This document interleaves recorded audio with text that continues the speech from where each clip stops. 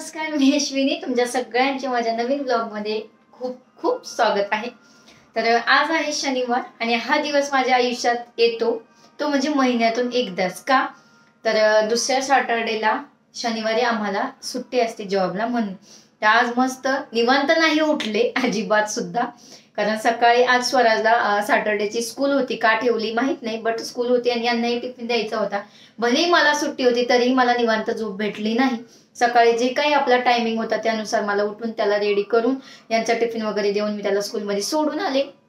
त्यानंतर मग मस्त किचन वगैरे सगळं वीकली क्लिनिंग होती म्हटल्यानंतर किचन सगळं स्वच्छ केलं आणि किचन क्लिनिंगचा ब्लॉग मिनी ब्लॉग मध्ये अपलोड केलेला आहे, तिथे सुद्धा जाऊन तुम्ही पाहू शकता।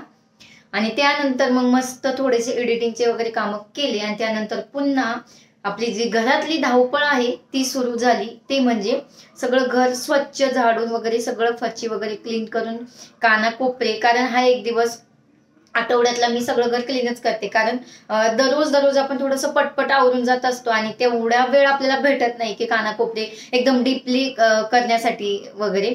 तर मग ते माझं वीकली एक दिवस असतो, शनिवार किंवा शुक्रवारी। बहुतेक मी रविवारी काही करत नाही, कारण रविवारी सकाळचा असतो आमचा नरेंद्र माऊलींचा सत्संग, त्यामुळे मग तेवढा जास्त वेळ भेटत नाही। मग ते आदल्या दिवशी ऍडजस्टमेंट मी करून संध्याकाळी भले स्कूलवरून आल्यानंतर का होईना पण 1-1.5 तास ते सगळं क्लिनिंग करून घेत असते। त्यानंतर मग आलं आठवड्यातून एकदा मी टॉयलेट बाथरूम पूर्ण स्टाईल वगैरे घासून पूर्ण क्लीन करत असते, तर तेही त्यानंतर केलं आणि मग मस्त अंघोळ केली, हेअर वॉश वगैरे केलेला आहे छान। आणि आता थोडेसे केस ओले आहेत माझे, तर त्यानंतरचं आता पुढचं रुटीन मी तुमच्याशी शेअर करणार आहे।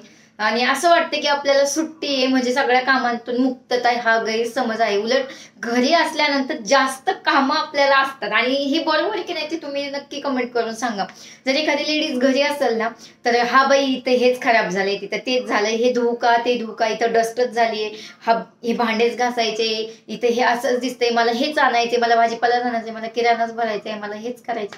सो मेनी वर्क्स, तर दिवस हा असा सगळा कामांमध्ये जातो की जिथं श्वास घ्यायला म्हणजे अर्थाचा गैरअर्थ करू नका की निवांत बसून 2 मिनिटं स्वतःसाठी द्यायलाही वेळ भेटत नाही। तर चला असू द्या, आता मी पुढची तुम्हाला रुटीन माझं दाखवते, त्यासाठी व्हिडिओना तुम्ही शेवटपर्यंत नक्की बघा आणि एन्जॉय देखील करा।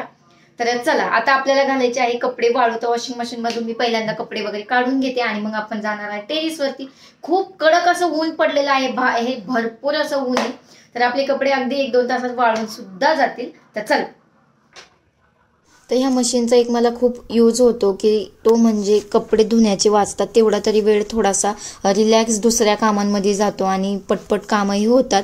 तर स्वराजने नाही ते मस्त पॅन्टमध्ये त्याच्यानं 10 रुपीजचा कॉईन होता आणि ते मशीन वाजत होतं, पण मला समजलं नाही की काय वाजते आणि नंतर कपडे काढताना मला ते 10 रुपीज सापडले। तर मुलं असे ना व्यवस्थित कपडे काढत नाही आणि तेवढं प्रत्येक गोष्टीकडे लक्ष देणं आपल्यालाही पॉसिबल होत नाही। तर मी आता कपडे वगैरे काढून घेतलेले आहे आणि आता जाते टेरेसवरती, फास्ट कपडे वाळू घालते। तर आज शनिवारचं खूप सारं दमल्यासारखं होतं, कारण घरातले कामं दिसायला दिसतात की काय कामं आहेत पण खूप सारे कामं असतात। मी ना पायपुसणी ना कधीच मशीनमध्ये टाकत नाही, मी हाताने वॉश करते आणि मी त्या हातानेच वॉश करून घेतलेल्या होत्या फरचीचे कपडे वगैरे सगळे, तर तेही मी इथे वाळू घालत आहे। तर तुम्ही पायपुसण्या मशीनमध्ये धुता का ते सांगा, मला तर नाही आवडत धुवायला।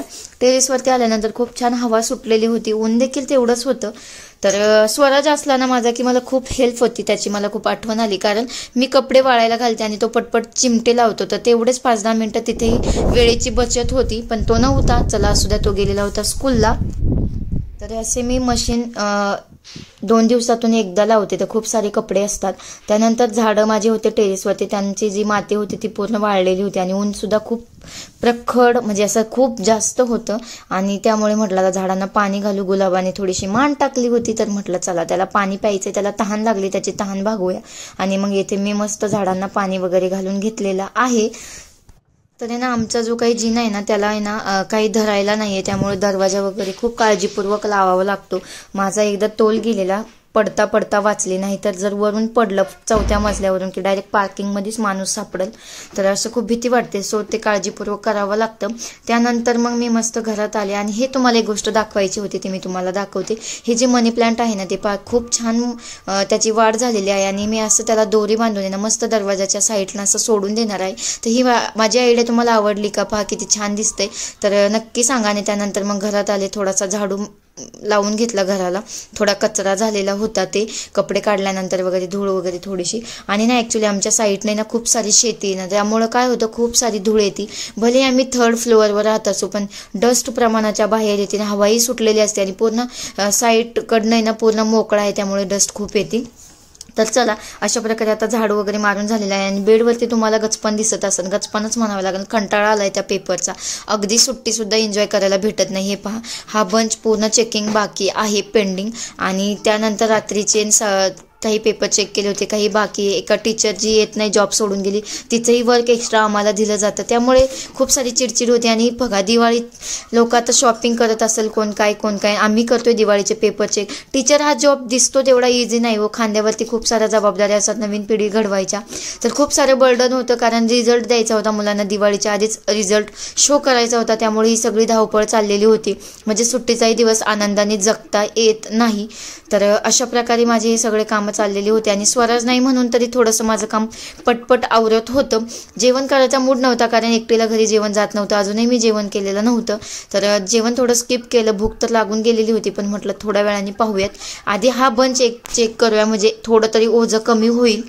आणि मला ना काम पूर्ण प्रॉपर झालं पाहिजे, कारण आपल्या काम जे केले त्याच्यात पुन्हा कोणी चुका नाही काढल्या पाहिजे, एवढं मी सावधगिरीने करण्याचा नेहमीच प्रयत्न करते. आणि माझा तो प्रयत्न 99-100% पण कधी कधी सक्सेस ठरतो. तर ते एक बरं आहे की म्हणजे काही गोष्टी आपल्या अंगात खरंच चांगल्या सवयी आहेत आणि त्याचा मला नेहमीच आदर वाटतो. वरचा असाच राडा ठेवून आता मी चाललेली आहे स्वराजला आणण्यासाठी. तर खूप झोप येते, दुपार झाली, पेपर चेक करण्याची इच्छा सुद्धा नाहीये, पण चला आता असू द्या, करावे तर लागणार. तर मी आता इथे स्वराजला घेऊन फायनली फक्त एक बंच चेक झालाय आणि आत्ता वाजले 7:45. हे पहा तुम्ही, रात्रीचे 7:45 झालेत आणि आत्ताशी माझा एक बंच अजून बाकी आहे. अक्षरशः चहा सुद्धा पेले नाही, म्हटलं राहू दे, पहिले हे बंच आता पुन्हा तोंड नाही व्हायचं, म्हणून सगळे काम फास्ट आवरलं. तर चला असू द्या, दिसतं तेवढं इझी नाही सगळ्याच गोष्टी. तर आता मस्त फ्रेश होते, चहा वगैरे पिते आणि त्यानंतर मग स्वयंपाक करते. तर चला, तुम्हाला आजचा ब्लॉग जर आवडला असेल तर नक्की व्हिडिओला लाईक करा, शेअर करा आणि आपल्या चॅनलवर नवीन असेल तर सबस्क्राईब करायला विसरू नका. चला, भेटूया अशा नवीन नेक्स्ट व्हिडिओमध्ये.